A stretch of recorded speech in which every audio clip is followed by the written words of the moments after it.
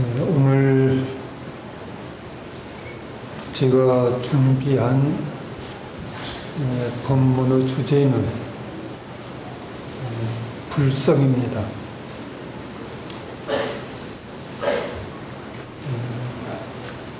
열반경에서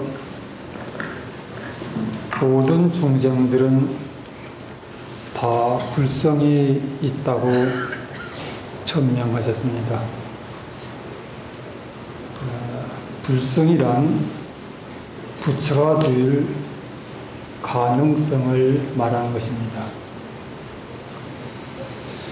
여기서 불은 가장 이상적인 인격질을 말하는 것이고, 성이라고 하는 것은 그런 것을 충분히 이뤄낼 수 있는 토대를 말하는 것입니다.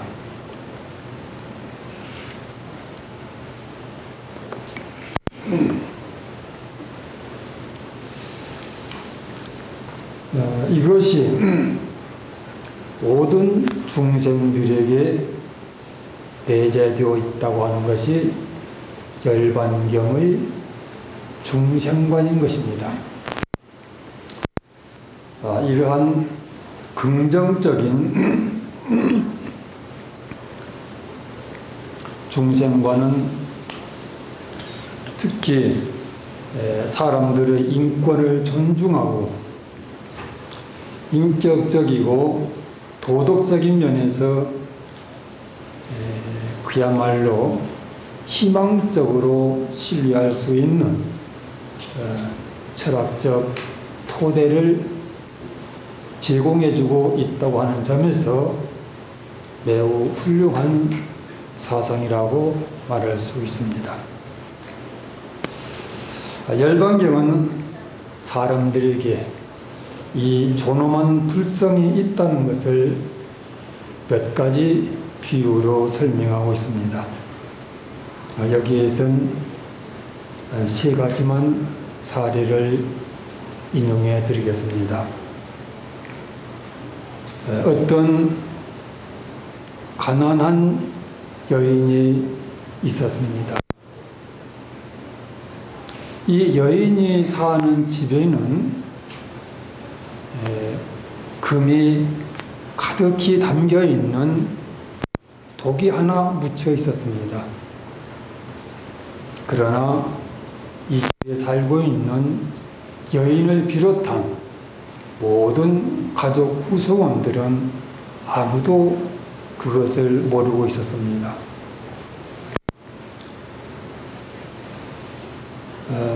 어느 날 한 나그네가 이 여인을 찾아왔습니다. 그리고 그 여인에게 이렇게 말합니다. 당신이 사는 집에는 순금이 가득하게 담긴 독이 하나 묻혀 있습니다. 그것을 내가 일러줄 테니까 당신의 집에 우거져 있는 풀들을 제거해 주십시오. 그러니까 이 가난한 여인은 일거에 거절했습니다. 그렇게 할 수 없습니다. 하지만 나의 아들에게 순금이 들어있는 그 독을 보여준다면 당신이 시킨 대로 하겠습니다. 나그네가 다시 말했습니다. 그러면 내가 당신의 아들에게 그 순금이 묻혀있는 독을 개인해서 보여드리겠습니다. 그래도 이 여인은 나그네의 말이 믿기지 않았습니다. 그래서 이런 말을 합니다. 우리 집 식구는, 즉 이 집에 살고 있는 주인들은 한 사람도 알지 못하는데 당신이 어떻게 그것을 안다는 말입니까? 그러니까 나그네가 이렇게 말했습니다. 나에게는 아는 방법이 있습니다. 여인은 다시 나그네에게 이렇게 말했습니다. 그러시다면은 나에게도 보여주십시오. 나도 보고 싶습니다. 그래서 나그네는 그 집에서 순금 독을 파내어 보여주었습니다. 여인은 그것을 보고 크게 기뻐하면서 그때부터 나그네의 말을 믿고 또 태도를 공손히 하면서 그 나그네를 숭앙했다고 합니다. 이 비유에 나오는 나그네는 누구겠습니까? 부처님입니다.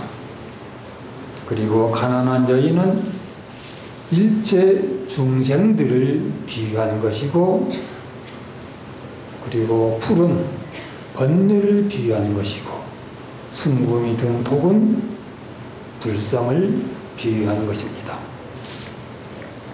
이와 같이 모든 중생들은 자신이 사는 집안에 순금이 든 독을 두고 모르고 있으므로 가난하게 살고 있듯이 모든 중생들은 실로 고귀한 불성들을 다 가지고 있음에도 그것을 알지 못한 까닭에 어리석은 중생적인 삶을 살고 있다는 것입니다. 따라서 이것은 부처님이 아니면은 누구도 보지 못함으로 알려질 수 없다는 것입니다.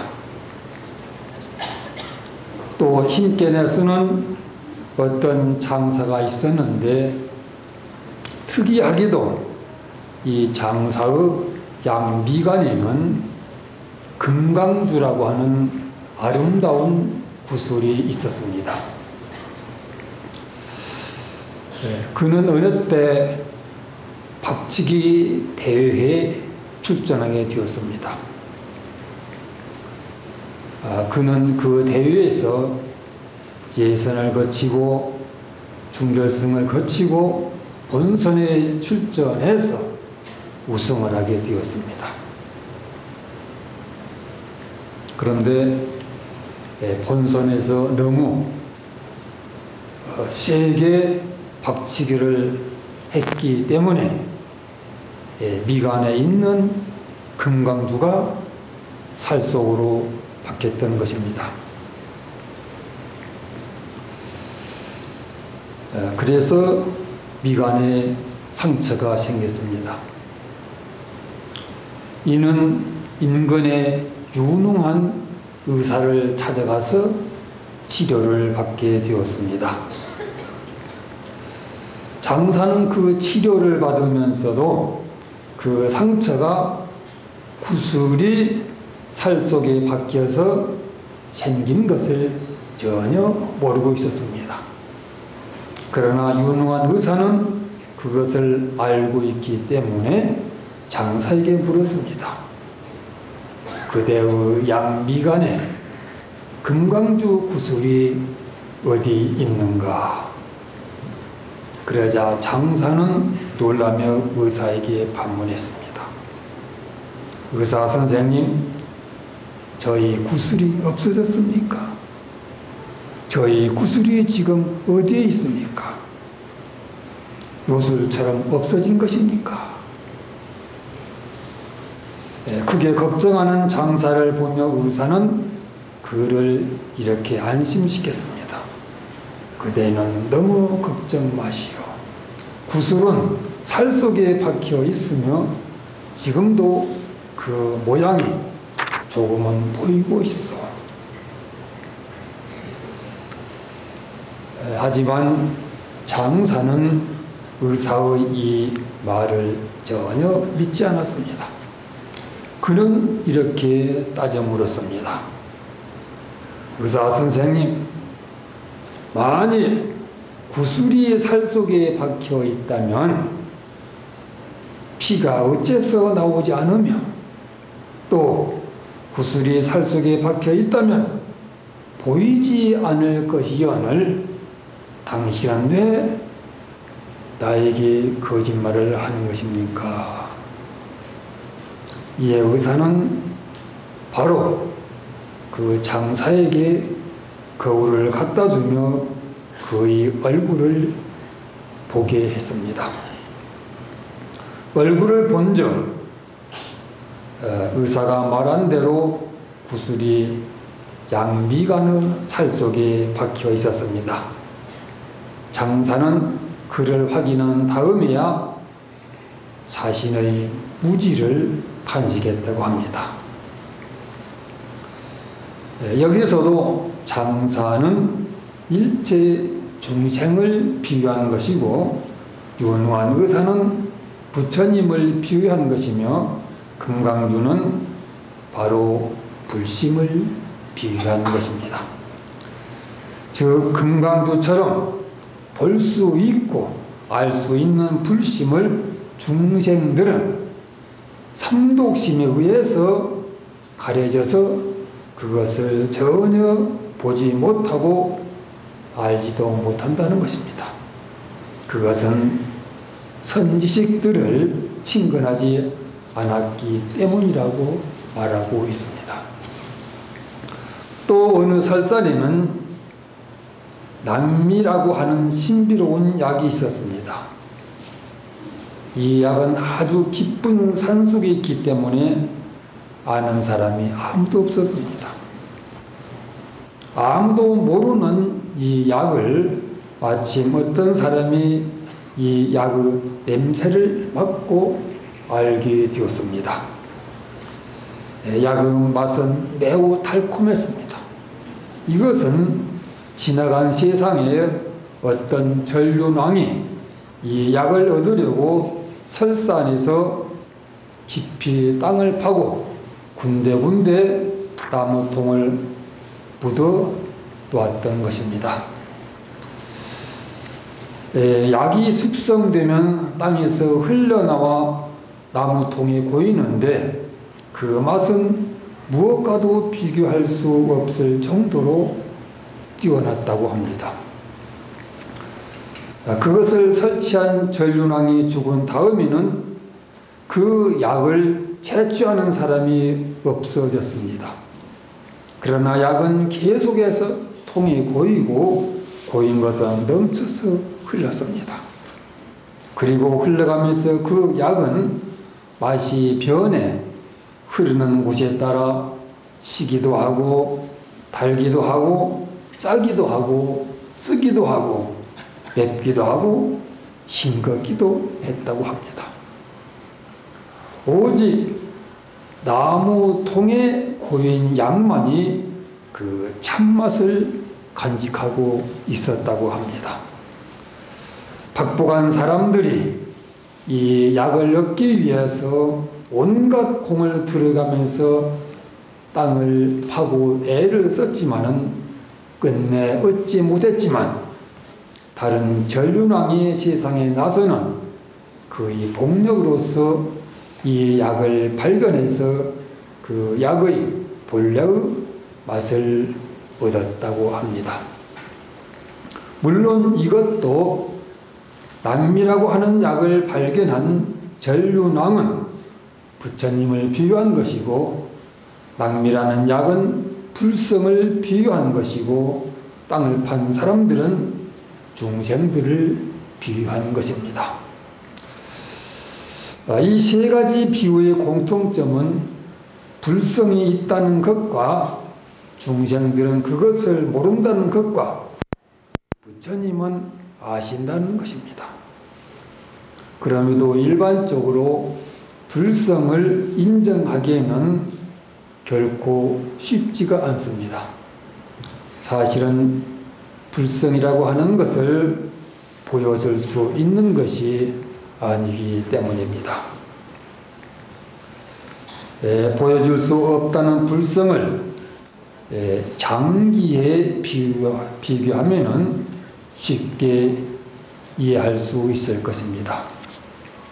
예컨대 폐, 심장, 콩파, 유장 같은 장기들이 몸속에 있기 때문에 보이지 않지만은 그것을 부정하는 사람이 있다고 하면은 수술을 해서라도 보여줄 수가 있습니다만은 불성은 장기처럼 어디에 형상을 갖고 붙어 있는 것이 아니라서 그렇게 할 수 없다는 데에 그 어려움이 있는 것입니다.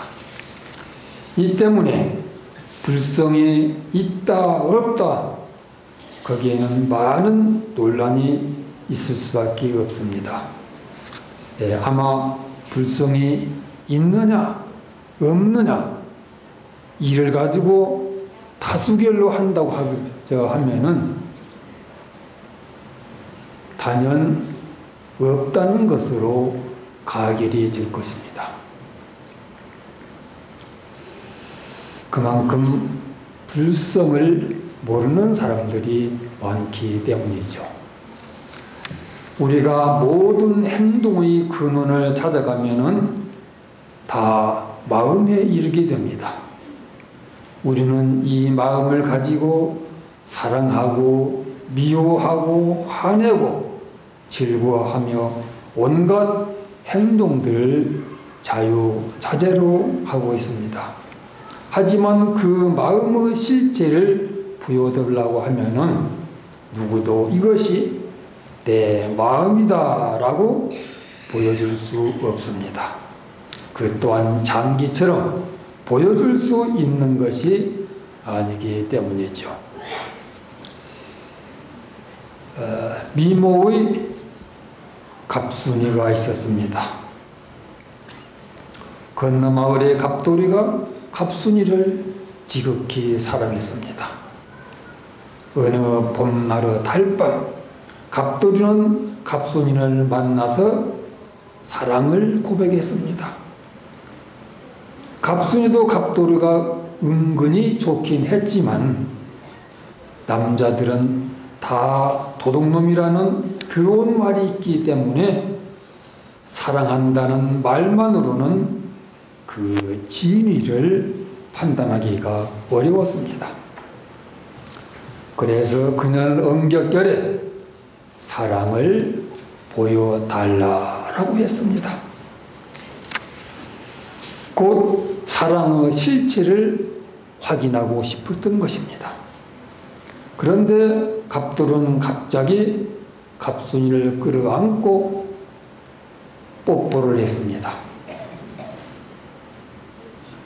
이때 갑순이는 갑돌을 확 밀어내면서 화난 음성으로 말했습니다.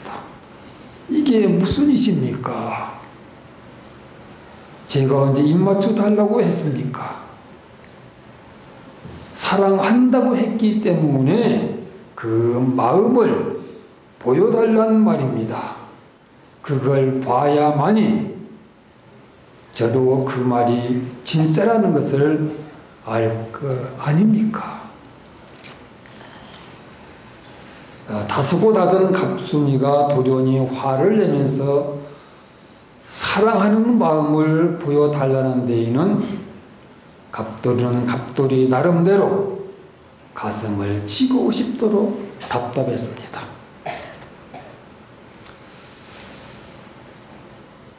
사랑하는 마음을 꺼내서 보여줄 수 없기 때문입니다.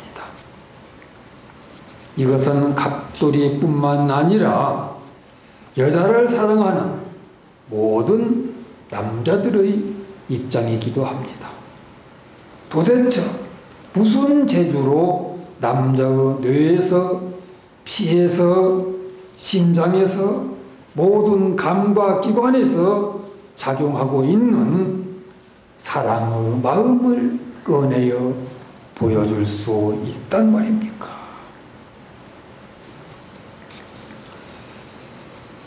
몸을 해부해서 온몸의 구석구석을 다 찾아본다 해도 사랑하는 그 마음은 어디에도 존재하지 않습니다. 그것은 무형의 마음이기 때문이죠. 이렇게 가시적으로 그 실체를 확인할 수 없는 사랑은 어떻게 해야 되겠습니까? 믿는 것입니다. 믿음으로써 그의 행동을 통해 마침내 그 진리를 실험할 수 있습니다. 불성도 마찬가지입니다. 우리의 지적 능력으로는 불성을 확인할 수 없습니다. 그리고 부처님 역시도 이것이 불성이다 라고 우리의 손에 불성을 쥐어줄 수 없습니다. 그러므로 우리는 부처님의 말씀대로 불성이 있다는 것을 일단 믿는 것입니다. 그 믿음의 확신을 가질 수 있는 사례도 있습니다. 그것은 바로 부처님에게서 볼 수 있습니다. 다시 말해서 부처님은 바로 불성이 인격화된 모습인 것입니다. 그러니 부처님이야말로 불성을 여실히 우리에게 보여주고 있는 모습이 아닙니까? 이러한 면에서 우리는 부처님에게서 불성의 실체를 보아야 할 것입니다. 부처님의 거룩한 상호, 부처님의 한 생애, 그를 통해 드러난 부처님의 지혜와 자비, 그리고 교활동과 가르침들, 이것들이 다 불성의 발현임을 우리들은 알아야 합니다. 열반경에서 사자오 보살님이 부처님에게 물었습니다. 부처님이시여, 불성이란 무엇입니까? 그리고 불성은 왜 영원하고 즐겁고 나이고 깨끗한 것입니까?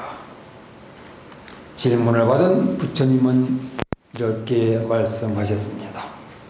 잘 물었소. 누구든지 법을 위해 물으면은 그는 지혜와 복덕을 갖추게 되고, 보살이 이 두 가지를 갖추면은 불성을 알게 될 것이요. 불성을 제1의공이라 하니 그것은 곧 지혜입니다. 지혜는 공과 불공을 보고 상과 무상을 보며 고와 낙을 보고 아와 무아를 봅니다. 공과 무상과 고와 무아는 생사요, 불공과 상과 낙과 아는 열반이요. 어느 한쪽만을 보고 다른 면을 보지 못하면 중도라고 할 수 없어. 중도는 불성이고 바른 깨달음의 종자인 것이요. 이 말씀에서 우리가 유의해서 보아야 할 것은 두 가지입니다. 하나는 불성을 아는 방법입니다. 부처님께서는 불성을 알기 위해서는 법을 알고 지혜와 복도 이 두 가지를 구족해야 한다고 하셨습니다. 과연 우리는 불성을 제대로 알 수 있는 조건을 갖추고 있는가? 이에 대해 먼저 자문할 필요가 있습니다. 만일 우리가 법을 모르고 지혜와 복덕도 갖추지 못했다면 우리는 아직 불성을 이해할 수 있는 기본적인 근거도 확립하지 못한 것이고, 그것이 확립되지 못했다면 불성에 대한 확신도 갖지 못할 것입니다. 부처님에 의해 일체의 중생이 다 불성을 가지고 있다는 말씀을 들었으되 그것을 나에게서 확인하지 못하면 그 말씀은 현재 이 시기에 머물고 있을 뿐 시망에까지는 진입하지 못한 것입니다. 다시 말해서 진여 불성에 닿지 못한 것입니다. 그렇다면 불성을 알 수 없습니다. 말하자면 귀로 들은 것을 법이 제대로 안내를 못했고 지혜와 복덕이 불성에 이르게 하는 힘이 되지 못했던 것입니다. 우리는 부처님으로부터 불성이라는 말씀을 들었다고 해서 불성을 알고 있다고 착각해서는 안 됩니다. 그것은 어디까지나 들은 것일 뿐입니다. 이 들은 것이 아는 것으로까지 심화하기 위해서는 우리는 반드시 법을 알고 지혜와 복덕을 갖춰야 한다는 것을 우리 모두 명심해야 할 것입니다. 무엇보다도 이것을 바르게 아는 것이 불자들에게 제일 큰 일이기 때문입니다. 이런 점에서 우리는 법을 얼마만큼 알고 있는가를 점검해야 합니다. 법은 곧 부처님의 가르침인 것입니다. 따라서 이 법은 바르고 정확하게 알아야 합니다. 그릇됨이 없고 삿됨이 없는 이른바 정법을 알았을 때 그것은 비로소 지혜행과 복덕행을 갖추게 되어서 마침내 불성도 알게 될 것입니다. 둘은 불성은 지혜라고 하는 것입니다.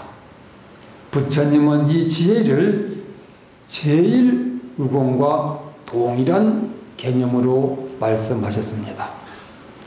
제1의공이란 18공 중의 하나로서 공 중에서도 최고로 진실한 공의 경지, 즉 더 이상의 공의 여지가 없다는 뜻입니다.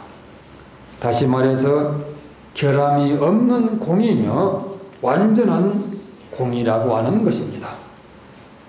그러니까 제1의공은 아집과 법집을 넘어선 공의 본체인 바로 진여의 경지를 말하는 것입니다. 그런데 이 제1의공이 불성이고 이 불성은 곧 지혜라고 하는 것입니다. 특히 이 지혜는 편향성이 없는 수승한 특징을 가지고 있다는 것입니다. 그래서 이 지혜는 공을 보면서 불공도 보고 상을 보면서 무상도 보며 고를 보면서 낙도 보고 아를 보면서 무아도 함께 본다는 것입니다. 그렇다면 이 지혜는 어떤 지혜이겠습니까? 이 지혜는 바로 완전한 지혜인 것입니다.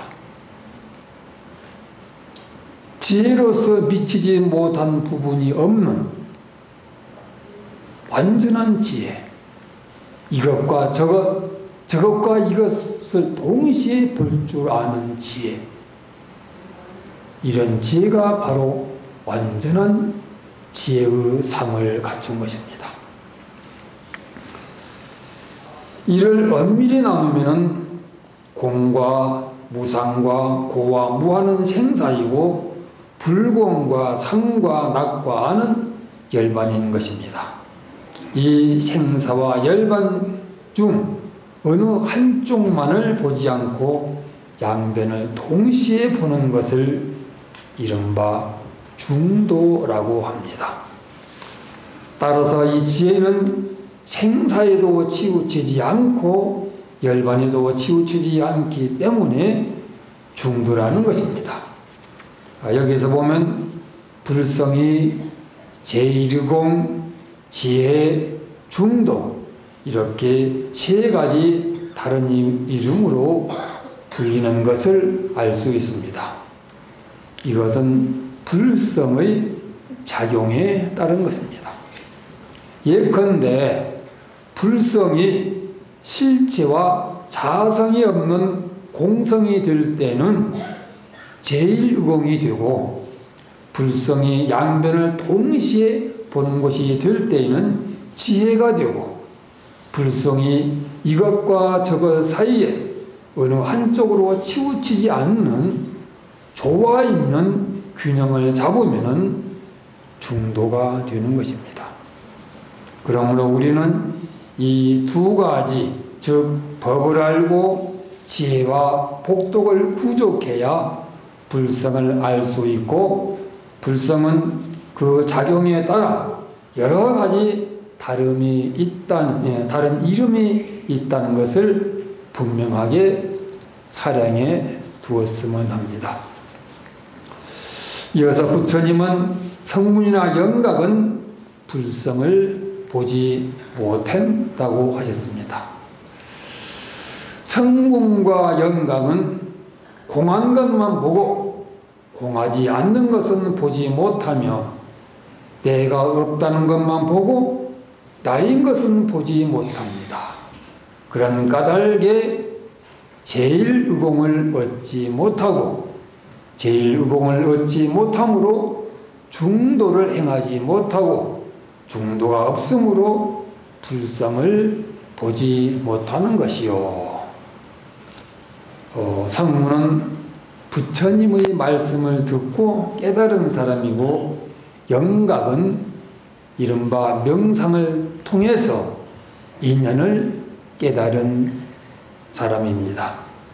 그러나 성문과 영각은 완전한 깨달음에 이르지 못했다는 것을 여기서 알 수 있습니다. 더 완숙되어야 할 여지가 아직도 남아 있다는 의미인 것입니다. 즉 공에 머물고 불공에까지는 나아가지 못했으며, 무아에 빠지고 그 건너 나에 대해서는 상상도 못한 것입니다. 그러니 제1공의 경지를 체험했을에 만무하고, 제1공을 체험하지 못한 상태에서 바른 중도행이 나올 수도 없으며, 중도의 실천이 없었으므로 불성도 볼 수 없는 결과를 갖게 되는 것입니다. 소위 아라한과를 얻었다는 성문 영각도 이러하거늘 그 외의 사람들에 대해서는 말할 것도 없지 않습니까? 그런데 종단에 이름 있는 스님들께서 일반 법회에서 공과 무아를 단정적으로 말하는 데에는 적이 우려스럽지 않을 수 없습니다. 그런 말은 불자들로 하여금 불교라는 종교에 대해서 회의를 가질 수 있기 때문입니다. 즉 궁극적으로 공이고 무아라면은 무엇을 위해서 수행을 하고 복을 짓고 공덕함을 해야 하는가? 이런 의문을 가질 수밖에 없습니다. 부처님의 가르침은 이상적인 결과를 지향하는 것입니다.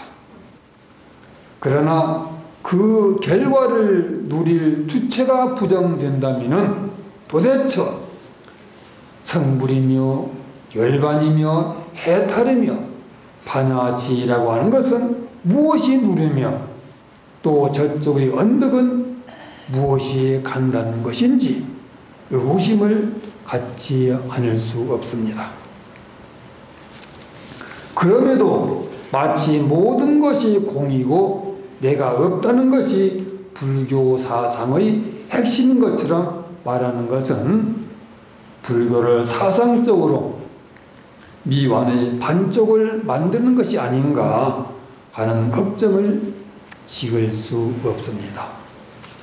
하지만 우리는 여기서 공과 무아를 역설하는 사람들의 그 수준을 알아야 합니다. 그분들은 아직 성문정각의 수행 과위에 있다는 것을 감안해야 하는 것입니다. 그러면 그분들이 말하는 공과 무아가 불교 사상의 끝이 아니라 중간 지점으로 알고 완전 무결한 불교를 지향할 수 있습니다. 부처님은 다시 말씀하십니다.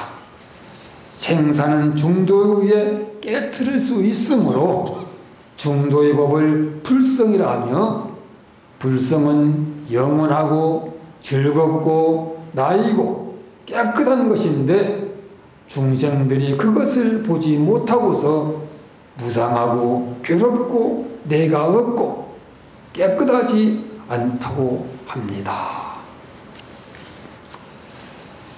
이 말씀은 불교의 출발점과 목적지를 명료하게 볼 수 있는 법문으로서 부처님의 가르침의 핵심도 명쾌하게 이해할 수 있습니다. 즉 불교에서 말하는 무상과 괴로움과 무아와 부정은 우리들에게 절망을 주기 위해서 또는 삶 자체를 무의미하기 위해서 제시된 것이 아닙니다. 그것은 출발 지점을 알려준 것입니다. 우리가 바라고 원하는 영원하고 즐겁고 나이고 깨끗한 곳을 향해서 가려면 아무 데서나 출발해서는 안 되는 것입니다. 반드시 무상하고 괴롭고 무아이고 깨끗하지 않은 곳에서 출발해야만이 거기에서 목표한 영원한 것과 즐거운 것과 나인 것과 깨끗한 것을 바로 찾아갈 수 있는 것입니다. 곧 무상과 괴로움과 무아와 부정은 영원한 것과 즐거운 것과 나인 것과 깨끗한 것으로 가는 길이기 때문입니다. 중도는 무상에서 무상 아닌 것으로, 괴로움에서 괴로움이 아닌 것으로, 무아에서 무아가 아닌 것으로, 부정한 것에서 부정한 것이 아닌 것으로 벗어나는 것입니다. 실천적인 중도거나 사상적인 중도거나 간에 문제 있는 질곡의 삶에서 벗어남이 없다면 그것은 공허한 희론에 불과할 것입니다. 예컨대 현재 살고 있는 서울이라는 곳이 무상한 곳이고 괴로운 것이고 무아인 것이고 부정한 것으로 판단되었고, 그리고 그것은 서울에 있는 한 계속 반복될 수밖에 없는 것이라면은 그런 것이 없는 다른 곳으로 떠나는 것입니다. 이렇게 즐거워 삶에서 떠나 벗어나게 하는 것, 그것이 중도인 것입니다. 또 그 중도 실천에 의해 이르게 된 곳이 바로 불성인 것입니다. 하지만 이것은 어디까지나 이해를 위한 비유이고, 정작 마음으로 돌아오면은 이곳이라든가 저곳이라고 하는 공간은 있을 수 없습니다. 일체의 경계가 진여 일심이라는 근원에서 보면은 모든 것이 다 불성의 변형인 것입니다. 이런 면에서는 현재의 변형된 질고고 상태에서 본래의 불성을 회복하는 것이 중도라고 할 수 있습니다. 즉 부단히 끌떡거리는 중생심과 그것이만 의미를 부여하기엔 무언가 미흡한 삶 사이에 고뇌하고 그리고 그런 가운데 조금씩 각성되어 불성을 찾아가는 것입니다. 부처님은 또 말씀하십니다. 불성은 깨트려지지도 않고 무너지지도 않으며 끌려가지도 않고 얽매이지도 아니하며 허공과 같소. 모든 중생에게는 다 허공과 같은 불성이 있어. 만약 이 불성이 없다면 가고 오는 것도 없고 나고 크는 것도 없을 것이요. 모든 중생들에게는 불성이 있다는 것입니다. 그리고 그 불성은 무엇과 같으냐 하면은 허공과 같다는 것입니다. 허공은 폭탄을 터뜨려도 깨지지 않습니다. 어떤 힘을 가하더라도 절대 무너지는 일이 없습니다. 무엇이 끌고 갈 수 있는 것도 아닙니다. 밧줄에 묶이는 것도 아닙니다. 불성도 그런 허공과 같다는 것입니다. 이러한 불성이 우리들에게 있기 때문에 우리는 가고 오는 삶도 살고 또 없는 몸이 생기기도 하고 유아가 성이 되기도 한다는 것입니다. 그렇다면 이 불성은 인간들에게 무엇이겠습니까? 바로 위대한 능력인 것입니다.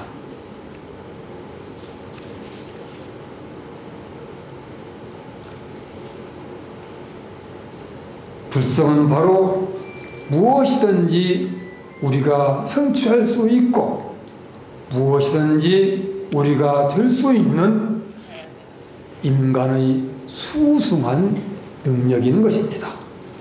이것에 의해서 정치를 하는 사람은 권력자가 되고 사업을 하는 사람은 재벌이 되고 재산을 모으는 사람은 부자가 되고 학문을 하는 사람은 학자가 되고 글을 쓰는 사람은 작가가 되고 수행을 하는 사람은 각자가 되는 것입니다. 다만 그 능력을 무엇을 위해 쓰느냐에 따라서 그 결과가 가지각색으로 나타나는 것입니다.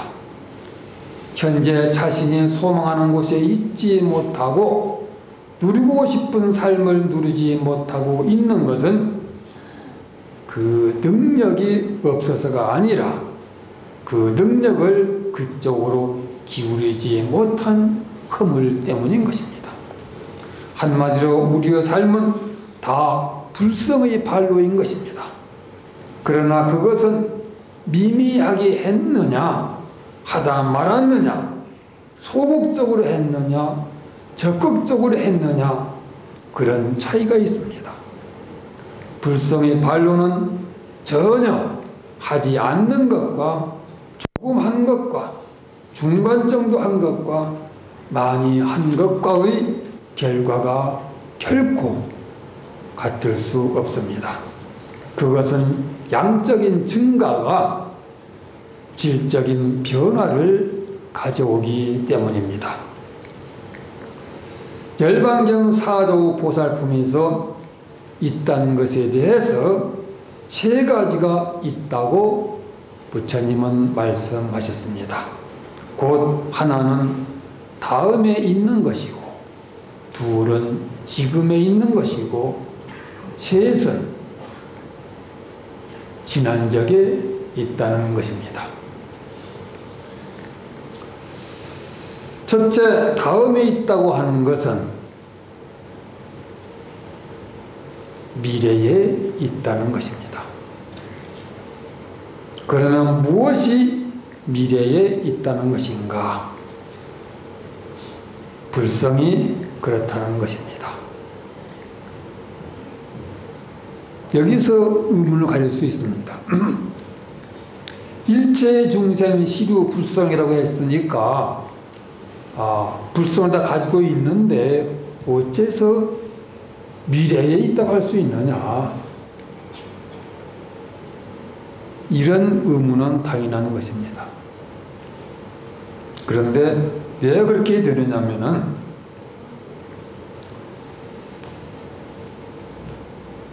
일체 중생의 불성은 다 가지고 있는 까닭에 언젠가는, 즉 미래세에 언젠가는 일체 중생들이 다 성불을 한다고 하는 것입니다.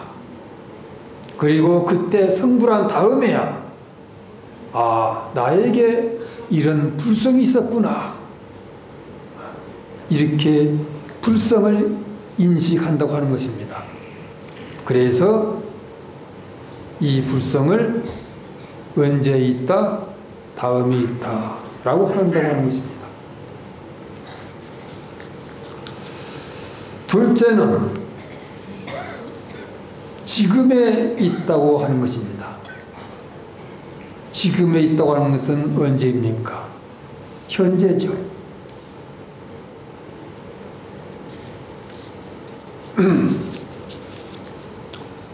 그러면 무엇이 현재에 있다는 것인가? 번뇌의 결박이 현재에 있다는 것입니다. 이 번뇌의 결박이 현재 있기 때문에 우리 내면에 있는 불성을 가려서 보지 못하게 한다고 하는 것입니다. 그러므로 현재 있는 것은 뭐예요? 번뇌의 결박만 있는 것입니다. 따라서 현재 번뇌의 결박이 있음으로 해서 불성은 어떻게 되겠습니까? 현재 없는 것이 되는 것입니다. 셋째, 마지막 진한적에 있다고 하는 것은 바로 과거에 있었다는 것입니다. 무엇이 과거에 있었다는 것인가? 불성이 과거에 있었다는 것입니다. 그러면 이것은 어떻게 해서 알게 되었는가? 그것은 지나간 세월에 번뇌를 다 끊어버리는 까닭에 오늘 불성을 보고 알게 되었다고 하는 것입니다. 즉 불성을 보니까 이것은 없었던 것이 금방 생기는 것이 아니라 본래부터 과거에 붙어서 있었다고 하는 것을 알게 되는 것입니다. 이 세 가지 있다는 것 중에 우리는 몇 번째가 되어야겠습니까? 마땅히 세 번째가 되어야 할 것입니다. 그 지난 세월에 결박의 번뇌를 다 끊고 현재의 불성을 역력히 보면서 불성은 본래부터 우리가 가지고 있었구나 라고 깨달아야 합니다. 이것이 우리 스스로 불성을 확인하고 증명하는 일이기 때문입니다.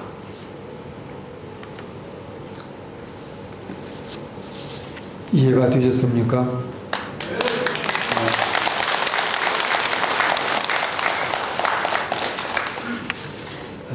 불성에 대해서 준비한 것은 여기까지고, 제 말미에 제가 뭘 하죠? 그렇죠.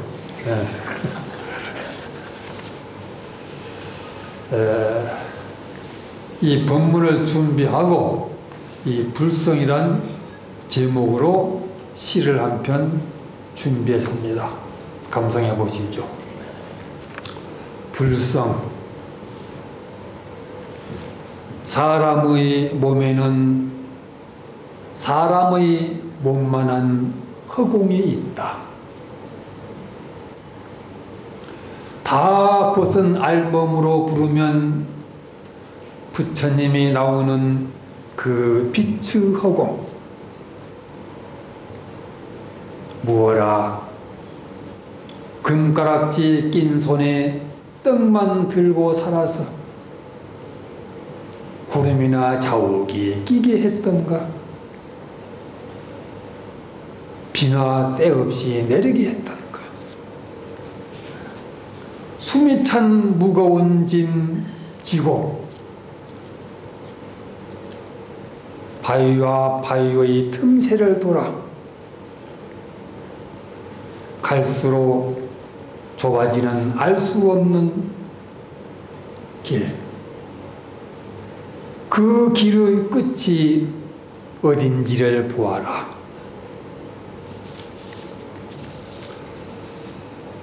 배웠다는 것도 안다는 것도 더 나아갈 수 없는 어느 절벽, 거기에 가슴 찌르는 가시가 있거든.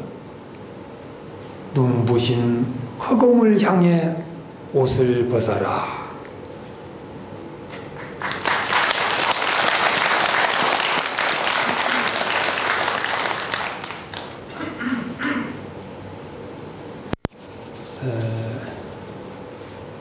결론적으로 말씀드리면은 분명히 우리 자신 속에는 아주 고귀한 불성이라고 하는 것이 있습니다만은 우리는 그것을 모르고 사는 것입니다. 왜 그것을 모르고 왜 그것을 보지 못하는가? 바로 우리의 번뇌, 예컨대 탐진치 삼독심에 가려서 그것이 많이 어둡게 하고 혼미하게 하고, 그리고 눈을 가림으로써 마음을 어둡게 함으로써 있으면서도 있는 줄을 모르고 보면서도 볼 줄을 모르고 충분히 알 수 있음에도 불구하고 알지 못한다고 하는 것입니다. 그런데 열반경에서 부처님 하신 그 불성이라고 하는 내용을 시적으로 본다고 하면은 그 불성이라고 하는 것은 바로 아주 눈부신 빛의 허공입니다. 눈이 부셔서 바라볼 수 없는 그런 빛의 빛는 허공이에요. 그 허공을 향해서 우리가 아무것도 그 번뇌라든가 이런 것이 없는 청정한 그런 상태에서 부처님을 부르게 되면은 그 빛의 허공에서 부처님이 바로 나올 수가 있어요. 그래서 나오는 부처와 내가 하나가 될 수 있어요. 이것이 불성인 거예요. 그런데 우리는 많은 것을 소유하고 있고 번뇌를 가지고 있고, 그래서 그 빛의 허공을 향해서 부처님을 부를 줄을 모르는 것입니다. 그러므로 그 빛의 허공, 거기서 부처님이 나오게 하려면은, 또 나오도록 부르게 하려면 어떻게 해야 되느냐? 우리가 순수한 알몸이 되어야 한다고 하는 것입니다. 알몸이라고 하는 것은 청정함, 번뇌가 없는 상태를 상징적으로 말하는 것입니다. 우리가 그러한 청정한 상태에 대해서 부처님이셔 라고 부를 때 그 불성 속에서는 부처님이 그대로 우리 앞에 현신하는 것입니다. 그리고 현신된 부처님과 내가 합일이 될 때 이른바 성불이라든가 해탈이라든가 열반이라든가 이런 것이 즉시 이루어진다고 하는 것입니다. 아시겠습니까? 네, 성불하십시오.